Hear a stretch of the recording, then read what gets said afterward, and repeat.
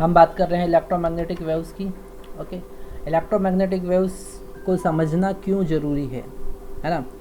अगर हम बात करें लाइट की डिफरेंट प्रॉपर्टीज़, ठीक है, लाइट की प्रॉपर्टीज़ को समझने के लिए, जैसे रिफ्लेक्शन है, रिफ्रैक्शन है, इंटरफेरेंस है, पोलराइजेशन है, डिस्पर्जन है, डिफ्रैक्शन है, इन सारी प्रॉपर्टीज़ को समझने के लिए अलग अलग लोगों ने अलग अलग कॉन्सेप्ट दिए। सबसे फर्स्ट कॉन्सेप्ट देने वाला था न्यूटन, जिसने न्यूटन कॉर्पस्कुलर थ्योरी दी। ओके, न्यूटन कॉर्पस्कुलर थ्योरी, उसने कहा कि लाइट छोटे छोटे पार्टिकल से मिलके बनी हुई है। ओके, और ये जो पार्टिकल्स हैं इनकी साइज़ पर उस लाइट का कलर डिपेंड करता है। पर ये जो थ्योरी थी ये बाद में जाके गलत प्रूव हुई। हाइगन वेव फ्रंट थ्योरी बाद में वेव कॉन्सेप्ट के ऊपर आई और उसने सारी properties, interference, diffraction, polarisation, reflection, refraction, ये सारी प्रॉपर्टी को बाद में एक्सप्लेन किया। ओके, फिर मैक्सवेल ने, जैसा कि हमने अभी तक इलेक्ट्रोस्टैटिक पढ़ा, मैग्नेटोस्टैटिक पढ़ा, है ना, EMI पढ़ा, तो ये जितने सारे हमने कॉन्सेप्ट पढ़े हैं, इन सारे कॉन्सेप्ट को मिलाकर मैक्सवेल ने कुछ इक्वेशंस का यूज़ किया, कुछ इक्वेशन बनाई जिसको हम कहेंगे मैक्सवेल इक्वेशन, कुछ मॉडिफाई भी किया है उसमें। इन सारी इक्वेशन का यूज़ करके उसने इलेक्ट्रोमैग्नेटिक वेव का कॉन्सेप्ट दिया। ठीक है, तो इस इलेक्ट्रोमैग्नेटिक वेव को समझने से पहले हमको एक छोटा सा कॉन्सेप्ट समझना पड़ेगा जो कि है डिस्प्लेसमेंट करंट का। तो सबसे फर्स्ट टॉपिक जो है वो है डिस्प्लेसमेंट करंट, वो है डिस्प्लेसमेंट करंट। अब ये डिस्प्लेसमेंट करंट क्या है? डिस्प्लेसमेंट करंट को समझने के लिए हमको पहले जितने दूसरे करंट होते हैं उनको समझना ज़रूरी है। ठीक है, डिस्प्लेसमेंट करंट क्या चीज़ होती है? जैसे कंडक्शन करंट होता है ना, डिफरेंट टाइप ऑफ, अगर हम करंट की बात करें, डिफरेंट टाइप्स ऑफ करंट की अगर हम बात करें तो फर्स्ट अगर हम देखें तो हमारे पास एक कंडक्शन करंट होता है जो कंडक्टर्स में फ्लो होता है, या इसको ड्रिफ्ट करंट भी हम कहेंगे, due to the drift of electron. Okay, conductors में क्या होता है, बहुत ज़्यादा फ्री इलेक्ट्रॉन्स होते हैं, इलेक्ट्रॉन छोटा सा डिस्प्लेसमेंट होता है और दूसरे इलेक्ट्रॉन से कोलाइड करते हैं और उसके कॉन्सेप्ट से एक वेव के थ्रू करंट फ्लो होता है।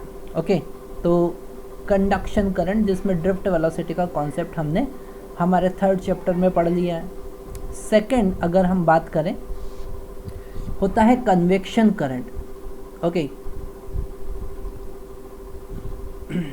कन्वेक्शन करंट, ये कन्वेक्शन करंट क्या चीज़ है? कन्वेक्शन करंट जैसे इलेक्ट्रॉन बीम है, इलेक्ट्रॉन बीटा पार्टिकल्स मूव कर रहे हैं, ठीक है, अल्फ़ा पार्टिकल्स मूव कर रहे हैं, तो अल्फ़ा पार्टिकल का क्या मतलब? चार्ज हीलियम का न्यूक्लियस।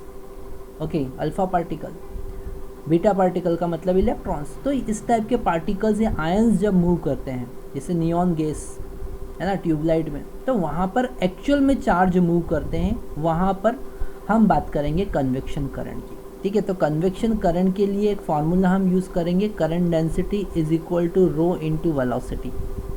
ओके, ये वाला कॉन्सेप्ट जब कभी हम यूज़ करना है, कन्वेक्शन करंट को समझना है, तो हम ये कॉन्सेप्ट यूज़ करेंगे।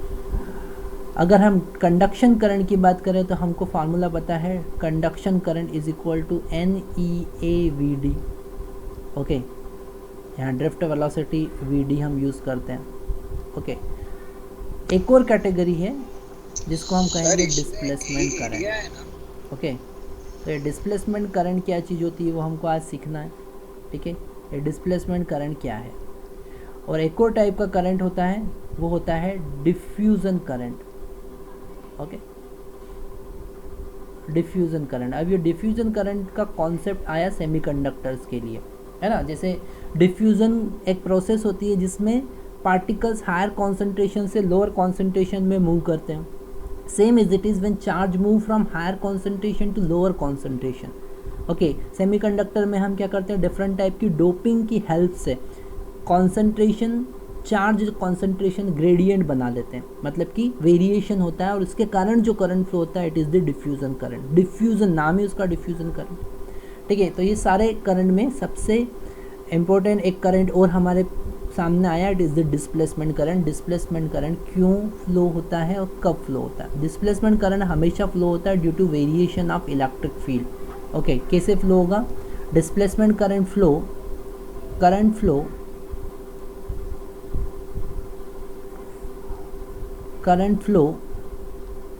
Due to variation of electric field, okay, due to the variation of electric field or variation of change in potential difference, variation in potential difference। तब जब करंट फ्लो होगा उसको हम कहेंगे displacement current due to the variation of electric field and variation of potential difference. Okay, जो current flow होगा, ठीक है। अगर एग्जांपल देखें हम, एग्जांपल पहले इसका हम मैथमेटिकल कॉन्सेप्ट डिराइव कर लेते हैं, उसके बाद इसके एग्जांपल की बात करेंगे, ठीक है। जैसे हमारे पास में कोई सरफेस है, ये क्लोज सरफेस है और उस क्लोज सरफेस में क्यू चार्ज रखा है, तो हमको पता है अकॉर्डिंग टू गॉस लॉ के अकॉर्डिंग जो आउटफ्लो फ्लक्स है is equal to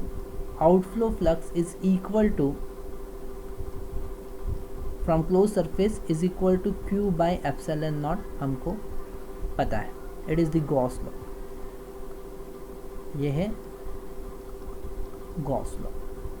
okay, phi is equal to Q by epsilon naught, Gauss law. अगर हम यहाँ से क्यू का वैल्यू फाइंड करें तो हो जाएगा एप्सिलॉन नॉट इंटू फाई, इसको अगर हम डिफ्रेंशिएट करें तो D Q by D T is equal to epsilon naught D phi by D T होगा। और ये D Q by D T का क्या मतलब? करंट। और ये जो करंट होगा वो होगा डिस्प्लेसमेंट करंट, इसलिए मैं डी सब्सक्रिप्ट का यूज़ कर रहा हूँ। ओके, ये करंट होगा डिस्प्लेसमेंट करंट, ठीक है।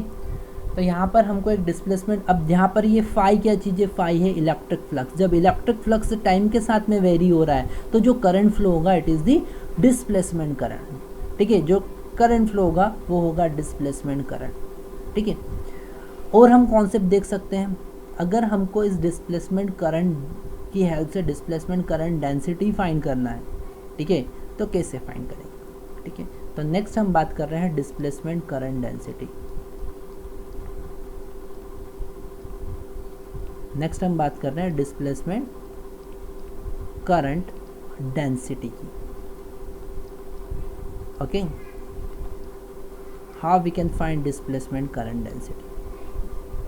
तो अगर इस फाई को हम समझें तो इस फाई को हम लिख सकते हैं E dot A, okay, dot product of electric field and area of cross section.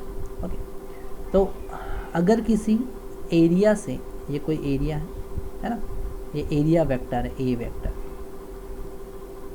ठीक है, यहाँ से इलेक्ट्रिक फील्ड ऐसे पास हो रही है ई, तो इन दोनों का डॉट प्रोडक्ट जो होगा it is the flux passing through the area, अगर एंगल थीटा है तो इसको हम क्या लिखते हैं?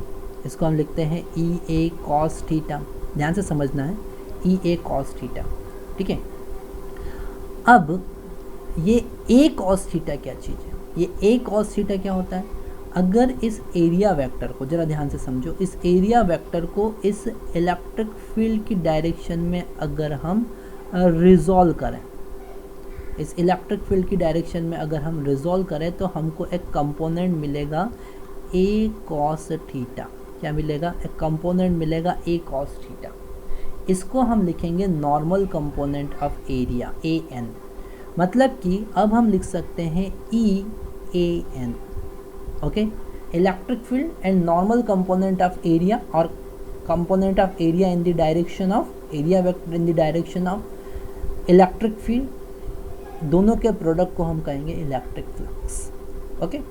और इनका वैल्यू हम वहाँ पर पुट करते हैं तो हमको मिला displacement current is equal to epsilon naught D phi by D T, और फाई का वैल्यू हम पुट करेंगे तो I D is equal to epsilon naught D by D T of E A N. अब यहाँ पर वेक्टर कॉन्सेप्ट खत्म हो गया, ठीक है, ये डॉट प्रोडक्ट का कॉन्सेप्ट यहाँ पर खत्म हो गया, ठीक है। अब इस ए एन को अगर हम कांस्टेंट कंसिडर करें तो इसको बाहर निकाल सकते हैं, तो I D is equal to epsilon naught A N into D E by D T, तो यहाँ पर इस ए एन से अगर हम डिवाइड करें इस, मतलब कि total current divided by normal area, और यही होता है करंट डेंसिटी। करंट डेंसिटी का क्या मतलब है? Current passing through the normal area, it is the J D is equal to epsilon naught D E by D T. This is the displacement current density. ये हमको displacement current density का formula पता चलता है। Okay, तो एक concept हमको यहाँ से भी समझ में आया, इसको वेक्टर फॉर्म में भी लिख सकते हैं। Current density vector is equal to epsilon naught D E vector divided by D T. Okay, D E vector divided by D T, it is the vector form. तो current density, displacement current density भी हमको, इसका formula भी हम आगे use करने वाले हैं। इसका फार्मूला हम यूज़ कहाँ पे करेंगे? हम बात करेंगे मैक्सवेल इक्वेशन पर। यहाँ पर हमने मैथमेटिकल कॉन्सेप्ट देखा, वापस से एक बार थोड़ा सा कॉन्सेप्ट को रिवाइज करते हैं। डिस्प्लेसमेंट करंट क्या होता है? डिस्प्लेसमेंट करंट जरूरी नहीं कि चार्ज एक्चुअल में फ्लो हो। Okay, you know very well what is the meaning of current? It is the rate of flow of charge from any cross section area. तो अगर चार्ज प्रेजेंट होगा तो ही flow होगा, तो करंट फ्लो होगा। But in this displacement current not necessary the presence of charge, जरूरी नहीं कि चार्ज प्रेजेंट हो, ओनली इलेक्ट्रिक फील्ड और potential difference of any region is changing with respect to time, then the current flow is called displacement current due to the variation in electric field or potential. Due to the variation in doesn't matter charge is present or not, doesn't matter charge is flowing or not. Okay, electric field is changing with respect to time, potential is changing with respect to time, then the current will flow is called displacement current. Okay, तो ये concept हमको समझ में आया। इसका example हम देखेंगे तो और अच्छे से सारे कॉन्सेप्ट समझ में आएंगे। जैसे हम बात करते हैं, सबसे बेस्ट एग्जाम्पल है इसका, बेस्ट एग्जाम्पल है कैपेसिटर। ओके, बेस्ट एग्जाम्पल है कैपेसिटर। अब कैपेसिटर के कॉन्सेप्ट में आपको पता है, दो प्लेट के बीच में, इन दोनों प्लेट के, दो मेटेलिक प्लेट के बीच में हम क्या करते हैं? हम डाइलेक्ट्रिक मटेरियल फील कर देते हैं। हम क्या करते हैं? कोई डाइलेक्ट्रिक मटेरियल फील कर देते हैं, ठीक है। अब डाइलेक्ट्रिक मटेरियल एक टाइप का इंसुलेटिंग मटेरियल है। डाइलेक्ट्रिक मटेरियल क्या है? एक टाइप का इंसुलेटिंग मटेरियल। आप कहोगे कि इंसुलेटर में से करंट कैसे फ्लो होगा, पर कैपेसिटर में करंट फ्लो होता है, प्रैक्टिकली हम समझते हैं। तो जो करंट फ्लो होता है वो कब फ्लो होगा? जब यहाँ पोटेंशियल चेंज होगा। अगर आपने यहाँ पर जो भी पोटेंशियल अप्लाई किया, इन दोनों टर्मिनल के बीच में जो भी पोटेंशियल अप्लाई किया है वो वेरिएबल होना चाहिए। जो भी पोटेंशियल अप्लाई किया है, जो भी पोटेंशियल हम अप्लाई करेंगे वो वेरिएबल होना चाहिए। वेरिएबल पोटेंशियल अगर हम अप्लाई करेंगे, ओके, तो करंट फ्लो होगा आई। और जो करंट फ्लो होगा यहाँ कैपेसिटर, यहाँ पे बाहर कंडक्टर्स में तो कंडक्शन करंट फ्लो होगा, पर कैपेसिटर के अंदर जो करंट फ्लो होगा वो होगा डिस्प्लेसमेंट करंट। ओके, वो होगा डिस्प्लेसमेंट करंट, है ना। इसको हम एक छोटे से कॉन्सेप्ट से समझते हैं कि अगर हम एम्पियर सर्किटल लॉ की हेल्प से यहाँ पर एक एम्पिरियन पाथ कंसिडर करें, यहाँ पर एक एम्पिरियन पाथ कंसिडर करें और इस पॉइंट P पर मैग्नेटिक फील्ड कैलकुलेट करें, और सेम पाथ अगर हम यहाँ पे कंसिडर करते हैं, ठीक है, तो जो मैग्नेटिक फील्ड यहाँ पर है वही मैग्नेटिक फील्ड यहाँ पर भी होना चाहिए। पर ऐसा कैसे बोल सकते हो आप? करंट तो यहाँ पर ज़ीरो है, यहाँ पे कोई करंट तो है ही नहीं। तो उस यहाँ पर दोनों चीज़ कॉन्ट्रडिक्ट कर रही है। दोनों चीज़ क्या कर रही है? एक दूसरे को कॉन्ट्रडिक्ट कर रही है, इसलिए यहाँ पर एक करंट आपको कंसिडर करना पड़ेगा और वो करंट होता है डिस्प्लेसमेंट करंट। इसी से डिस्प्लेसमेंट करंट का कॉन्सेप्ट हम समझ सकते हैं कि डिस्प्लेसमेंट करंट पॉसिबल है अगर चार्ज प्रेजेंट नहीं है तो भी। ठीक है, तो ये कॉन्सेप्ट हमको समझना है। ठीक है, हमको पता है for capacitor, for any capacitor C is equal to Q is equal to C V होता है, Q is equal to C V होता है। अगर हम इसे डिफ्रेंशिएट करें तो D Q by D T is equal to C D V by D T. देखा यहाँ पर जो करंट फ्लो हो रहा है ये डिस्प्लेसमेंट करंट है, और ये कब पॉसिबल है, इसका वैल्यू कब पॉसिबल है, जब पोटेंशियल टाइम के साथ में वेरी हो रहा है, जब पोटेंशियल टाइम के साथ में वेरी हो रहा है। Okay, due to the variation in potential, due to the variation in potential. Okay, तो यहाँ पर डिस्प्लेसमेंट करंट के कॉन्सेप्ट को हम कुछ समझ पा रहे हैं। ये पोटेंशियल चेंज होगा, अगर D V by D T zero है, v अगर कांस्टेंट है तो D V by D T zero होगा। मतलब अगर डीसी आपने अप्लाई किया तो कैपेसिटर कभी काम नहीं करेगा, इसलिए डीसी को ब्लॉक कर देता है। कैपेसिटर क्या करता है, डीसी को ब्लॉक कर देता है। क्यों? क्योंकि कैपेसिटर में करंट तभी फ्लो होगा जब पोटेंशियल वेरी होगा। अब आपने बोला कि सर हमने तो यहाँ पर डीसी अप्लाई किया और करंट फ्लो करवा दिया, हमने तो डीसी अप्लाई किया और करंट फ्लो करवा दिया। आपने ही पढ़ाया था हमको, आपने ही कहा था कि ये कैपेसिटर है और इसके अक्रॉस आपने स्विच लगाया और स्विच के साथ में एक बैटरी कनेक्ट कर दी, ये बैटरी कनेक्ट कर दी। यहाँ पर स्विच लगा हुआ है, ये स्विच यहाँ पर लगा देते हैं हम, एक स्विच लगा हुआ है, स्विच के साथ में आपने बैटरी कनेक्ट कर दी। ठीक है, और स्विच को हमने t इक्वल टू 0 पर क्लोज़ किया, तो आपने ग्राफ भी बताया था कि करंट जो फ्लो होगा I वो ऐसा एक्सपोनेंशियली डिक्रीज़ होगा। आपने तो इसका डेरिवेशन भी बताया था, I naught E raise to power minus T by R C. तो ये कौन सा करंट है? ये भी डिस्प्लेसमेंट करंट ही है। क्यों? क्योंकि यहाँ पर पोटेंशियल स्टार्टिंग में ज़ीरो था, स्टार्टिंग में यहाँ पर पोटेंशियल ज़ीरो था, और आप अब जितना V नॉट पोटेंशियल अप्लाई कर रहे हैं उस पोटेंशियल को वहाँ पर ट्रांसफ़र होने में कुछ टाइम लगेगा। ठीक है, यहाँ पर आपने बैटरी का पोटेंशियल V नॉट है, कैपेसिटर का पोटेंशियल V नॉट नहीं है।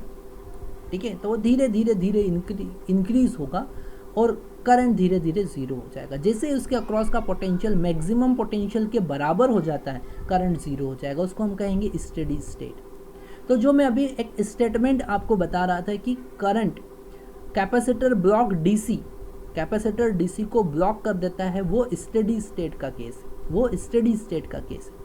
अगर आपने स्विच नहीं लगाया, डायरेक्ट बैटरी लगा दिया, कैपेसिटर चार्ज हो जाएगा और वो करंट ज़ीरो कर देगा। ठीक है, तो कैपेसिटर में करंट तभी पॉसिबल है जब पोटेंशियल चेंज होगा, जब पोटेंशियल चेंज होगा।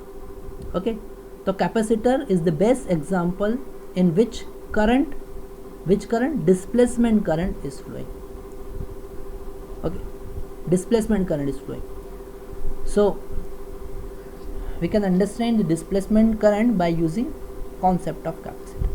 okay, अगर हमको DC की जगह AC अप्लाई कर दिया, अब AC में तो फ्लो होगा, तो हम बात कर रहे हैं AC current, AC across capacitor. Okay, तो तब कौन सा करंट? वो तो डिस्प्लेसमेंट करंट ही फ्लो होगा, पर वो डिस्प्लेसमेंट करंट का एक्सप्रेशन क्या होगा उसकी हम बात कर रहे हैं। तो कैपेसिटर है हमारे पास, कैपेसिटर के अक्रॉस हमने AC लगाया। ओके,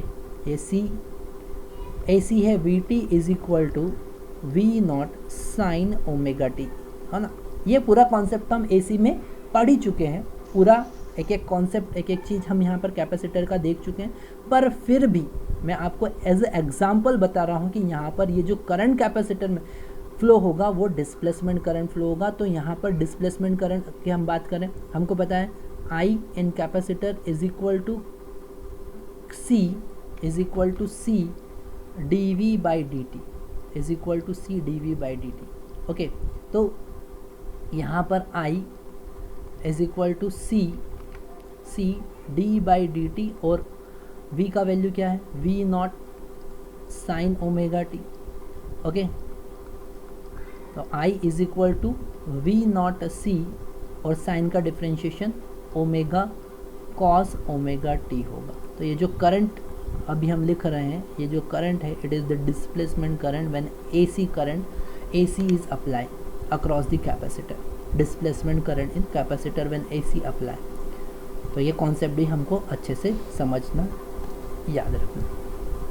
केवल कैपेसिटर ही ऐसा नहीं है जिसमें डिस्प्लेसमेंट करंट फ्लो होता है, एक और हम एग्जांपल देख सकते हैं जिसमें डिस्प्लेसमेंट करंट का हम बात करेंगे, it is the electromagnetic waves. ठीक है, electromagnetic waves, electromagnetic waves. Okay, और इस इलेक्ट्रोमैग्नेटिक वेव्स में जो डिस्प्लेसमेंट करंट का मैंने आपको कॉन्सेप्ट दिया है यहाँ पर, डिस्प्लेसमेंट। अब इलेक्ट्रोमैग्नेटिक वेव्स कहाँ से, आप कैसे समझाओगे कि सर इलेक्ट्रोमैग्नेटिक वेव्स में कैसे करंट फ्लो होगा? ठीक है, तो जब कभी इलेक्ट्रोमैग्नेटिक वेव्स किसी कंडक्टर पर इंसिडेंट होती है, ठीक है, जैसे कि हम एंटीना की बात करें तो एंटीना में कंडक्टर्स लगे होते हैं, उस कंडक्टर पर जब इलेक्ट्रोमैग्नेटिक वेव्स इंसिडेंट होती है तो उसमें करंट इंड्यूस होगा। तो वहाँ कंडक्टर में जो करंट इंड्यूस होगा वो कौन सा करंट होगा? वो तो कंडक्शन करंट होगा, वो कंडक्शन करंट होगा। क्यों? क्योंकि वहाँ पर इलेक्ट्रोमैग्नेटिक वेव्स उस कंडक्टर के अंदर पेनिट्रेट कर जाती है और वहाँ पर कंडक्शन करंट फ्लो होगा। ठीक है, पर जब हम सब फार्मूले डिराइव करते तो हमको ये भी पता है कि जब इलेक्ट्रिक फील्ड चेंज होगी तो करंट फ्लो होगा। मतलब अगर फ्री स्पेस में हम बात करें तो जो करंट फ्लो होगा वो डिस्प्लेसमेंट करंट फ्लो होगा। इलेक्ट्रोमैग्नेटिक वेव्स के कारण जो फ्री स्पेस में करंट फ्लो जो होगा, अगर इलेक्ट्रोमैग्नेटिक वेव्स की इंटेंसिटी बहुत ज़्यादा बढ़ा दे तो उस डिस्प्लेसमेंट करंट को हम समझ भी सकते हैं, फील भी कर सकते हैं। आप बोलोगे सर फ्री स्पेस में काहे का करंट, फ्री स्पेस में कहाँ से करंट फ्लो हो गया? ठीक है, पर जो करंट फ्लो होता है फ्री स्पेस में वो है डिस्प्लेसमेंट करंट। उसको समझने के लिए हमको उस इलेक्ट्रोमैग्नेटिक वेव्स का इंटेंसिटी बहुत बढ़ाना पड़ेगा, तब जाके उस करंट को हम फील कर पाएंगे। नहीं तो ऐसा कोई हमारे पास अभी मल्टीमीटर या अमीटर नहीं बना है जो उस करंट को मेज़र करे। ठीक है, तो यहाँ पर इलेक्ट्रोमैग्नेटिक वेव्स में जो करंट फ्लो हुआ उसको करंट डेंसिटी की हेल्प से हम बताएंगे, और वो अभी मैं आपको डिराइव करवा चुका हूँ, वो यही फार्मूला है। ओके, वो यही फार्मूला है। तो इलेक्ट्रोमैग्नेटिक वेव्स के कॉन्सेप्ट में करंट, डिस्प्लेसमेंट करंट का कॉन्सेप्ट आता है। ठीक है, यहाँ हमने डिस्प्लेसमेंट करंट देखा। नेक्स्ट हम देखने वाले हैं इलेक्ट्रोमैग्नेटिक वेव्स। ओके, नेक्स्ट हम देखने वाले हैं इलेक्ट्रोमैग्नेटिक वेव्स।